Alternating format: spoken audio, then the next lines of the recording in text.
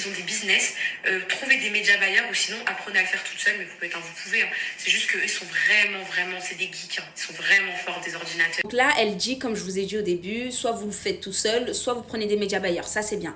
Par contre, à la fin, elle dit, ouais, ils sont vraiment trop forts. C'est vraiment des mecs grave forts des ordinateurs. Pause. Il y a média buyer et média buyer. C'est pas pour dénigrer, mais eux, ils ont rien fait. Ce qu'elle se rend pas compte, en fait, c'est elle qui a tout fait. Parce qu'en fait, quand tu prends des média buyers et que derrière, tu as du marketing d'influence, parce qu'au final, elle, c'est sa propre influenceuse, et ben, ce qui se passe, c'est que c'est grâce à elle que ces pubs marchent bien. Je vais vous expliquer rapidement. En fait, pour que tes ads cartonnent, il faut que ton pixel soit chaud. Le pixel, en gros, c'est le tracker que tu installes sur ton site qui est lié aussi, par exemple, à Facebook, à tous tes outils de pub et qui va savoir exactement à qui présenter tes publicités. Mais en fait, le problème, c'est que si ton pixel, il est froid, c'est-à-dire si tu n'as jamais eu de visite sur ton site, si tu as très peu de visites, il ne va pas savoir à qui présenter tes publicités. Mais dans le cas de Poupette, elle, son pixel, il était chaud, il était bouillant parce que déjà, de elle toute seule, elle ramenait beaucoup de gens sur le site.